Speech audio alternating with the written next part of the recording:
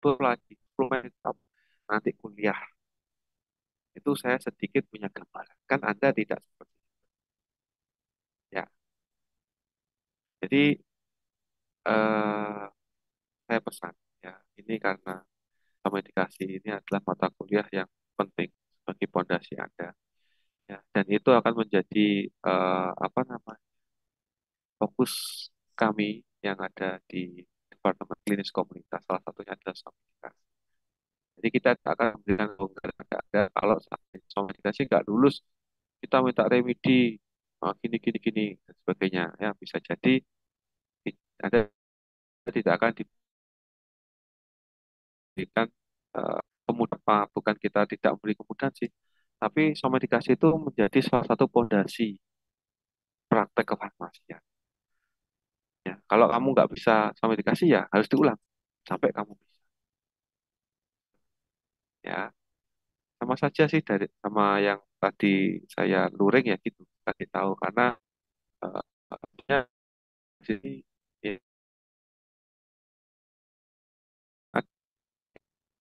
mempelajari dulu. Begitu ya Mbak Faiza ya. Belajar dahulu topiknya pada saat kuliah, Anda sudah sedikit mengerti. Tapi ternyata kan tidak. Kayaknya kalau ditanya Anda nggak akan paham. Ya, padahal yang perlu Anda tahu ya nanti lihat aja slide saya. Slide saya itu nggak lengkap. Slide saya itu hanya kulit luarnya saja. Nanti nggak ada kok di slide saya itu misalkan menyebutkan zinc digunakan untuk kasus seperti ini dengan dosis seperti ini diminum berapa lama dan sebagainya. Nggak ada itu di slide saya. Coba aja buktikan nanti sampai. Kalau kamu nggak mau belajar sendiri, nanti waktu praktikum kamu nggak akan bisa jawab. Karena praktikumnya adalah one by one. Ya, praktikumnya itu adalah Anda berhadapan dengan dosen satu-satu. Bukan praktikum seperti di lab farmasetika, ya ada ngerjakan, ada bareng-bareng. Nah, di sini Anda one by one dengan dosen. Kalau Anda nggak bisa, sudah siap-siap ada nanti Anda pasti akan dimarahi sama dosen. Ya. Nah, jadi kuliah sama edukasi itu mempersiapkan Anda untuk masuk lab. Jadi kalau hari ini kuliah tentang batuk pilek, ya pasti nanti praktikumnya akan batuk pilek, akan mengikuti teorinya. Tuh, ya. Jadi Anda nanti perlu apa namanya? Perlu siapkan itu ya. Oke, lanjut ya. Jadi di dalam penggunaan obat dan suplemen, ya, Anda harus memperhatikan kondisi pasien. Ya, jadi di pertanyaan asesmen itu 16 pertanyaan itu coba bukaan ya, di lembar yang sudah kamu print itu untuk praktikum itu pertanyaannya ada, misalkan ada riwayat penyakit pasien atau punya riwayat alergi obat. Riwayat pasien itu bisa saja maksudnya tidak hanya sakit ya. Riwayatnya apa? Sedang hamil. Riwayatnya apa? Sedang menyusui. Riwayatnya apa? Sedang punya penyakit ini, sedang mengkonsumsi mengkonsumsi obat ini untuk terapi ini. Nah, itu perlu diperhatikan ya. Jadi yang perlu Anda perhatikan yang perlu apa pertama kali adalah sesuaikan dengan aturannya. Aturannya tadi ngomong 1 kali sehari, 1 kali sehari. Kalau suplemen itu ada yang diminta untuk dikonsumsi sebelum tidur ya sebelum tidur, misalkan seperti itu ya.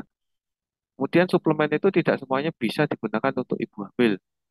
Cek itu ya, Anda nanti harus bisa ngecek mana suplemen yang aman untuk ibu hamil, mana suplemen yang aman untuk ibu menyusui. Ya, Anda bisa lihat tuh ya, semua obat, semua suplemen ya itu pasti akan tereliminasi kalau sisanya ya, karena ada yang diserap, ada yang dieliminasi. Eliminasi itu macam-macam, bisa lewat apa urin, feses ya, maupun lewat ASI. Kalau lewat ASI, kalau dia sedang memberikan ASI pada anaknya, bisa jadi anak itu juga akan ikut minum suplemen seperti itu ya. Kemudian ada riwayat penggunaan obat. Nah, kalau Anda nggak tanya saat ini sedang menggunakan obat apa, Anda nggak tanya gitu, Anda langsung kasih suplemen, bisa jadi suplemen yang kamu rekomendasikan itu interaksi dengan obat. Akhirnya muncul penyakit yang berbahaya, yang bisa berisiko terhadap keselamatan pasien. Sehingga harapannya apa? Harapannya Anda itu nanti kalau sudah belajar farmasi itu Anda bisa membantu pasien supaya tidak terjadi apa? Penyalahgunaan obat. Banyak penyalahgunaan obat itu banyak. Atau penyalahgunaan suplemen itu banyak. Contohnya apa? Misalkan saya kasih contoh. Vitamin C itu kan fungsinya untuk apa namanya?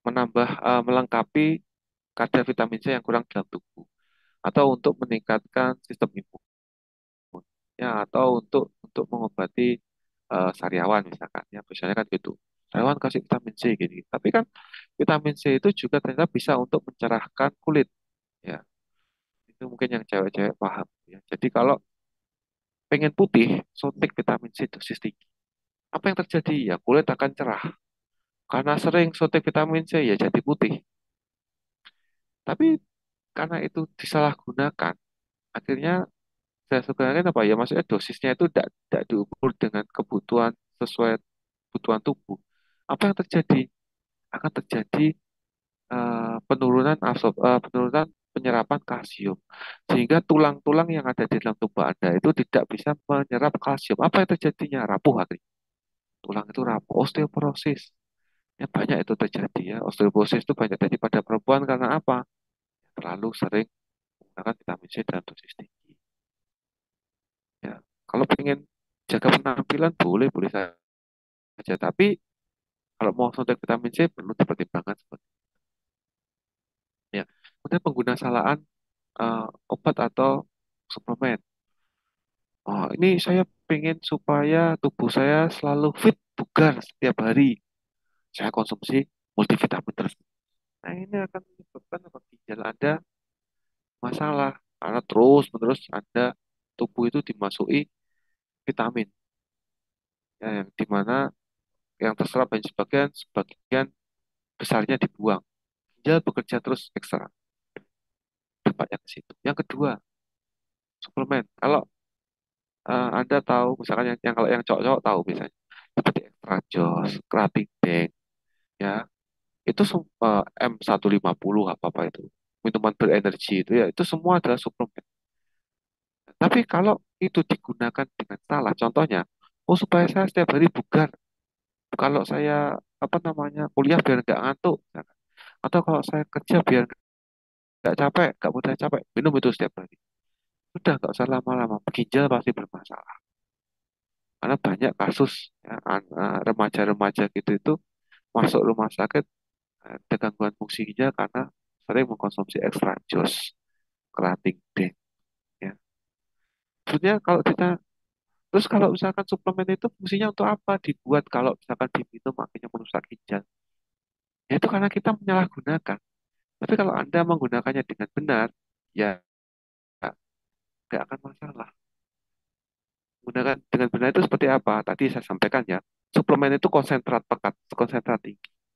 Kerating deng itu. Kalau kamu minum kerating deng, itu pekat itu. Konsentrat pekat. Gimana caranya supaya kerating deng itu jadi aman kalau diminum? Encerkan dengan aqua. Jadi kalau seandainya, oh saya mau apa namanya bepergian jarak jauh supaya nanti nyetir nggak ngantuk saya minum kerating deng boleh boleh supaya aman gimana caranya campur dengan aqua jadi kamu beli satu botol kerating deng kemudian kamu encerkan dengan separuh botol aqua jadi aqua itu kan isinya 600 mili kerating deng itu isinya paling 150 mili nah aqua yang 600 mili itu yang 150 diminum dulu airnya nah kemudian kerating dengnya dicampur dengan aqua akhirnya apa nggak jadi konsentrat pekat encer dia itu kamu minum aman ya. Tapi tidak setiap hari. Ya, pada saat Anda perjalanan di mana Anda membutuhkan energi yang fit. Makanya kayak extra joss, kemudian apa jenis cutting deng itu kan sebetulnya suplemen tapi bahasa lainnya adalah doping. Jadi jantung Anda itu dipaksa untuk bekerja keras supaya Anda ngantuk, supaya nggak lelah. Jadi misalnya kalau mengkonsumsi seperti itu, biasanya jantung itu detaknya akan lebih cepat. Kamu hajar terus seperti itu, ya bisa jadi jantung kena ginjal juga akan. Suplemen itu tetap berbahaya. Karena kita konsumsi ya. Bukan suplemen itu vitamin dan sebagainya itu nggak ada efek negatif tidak tetap ada. Oke Nah ini saya kasih contoh ini. Seperti yang saya sampaikan tadi. Saya nggak akan menjelaskan vitamin C, cara minumnya gimana, dosisnya berapa, kekuatan sediaan vitamin C ada apa saja, berapa saja. Enggak. Saya cuma ngasih tahu. Suplemen itu ada beberapa macam sesuai dengan kebutuhannya. Contohnya, kalau Anda ingin meningkatkan sistem kekebalan tubuh, bisa menggunakan vitamin C, vitamin D, bisa menggunakan zinc. Itu yang dalam bentuk vitamin dan mineral. Kalau kita mau pakai yang herbal, ini ada ya, dari Echinacea, kemudian elderberry.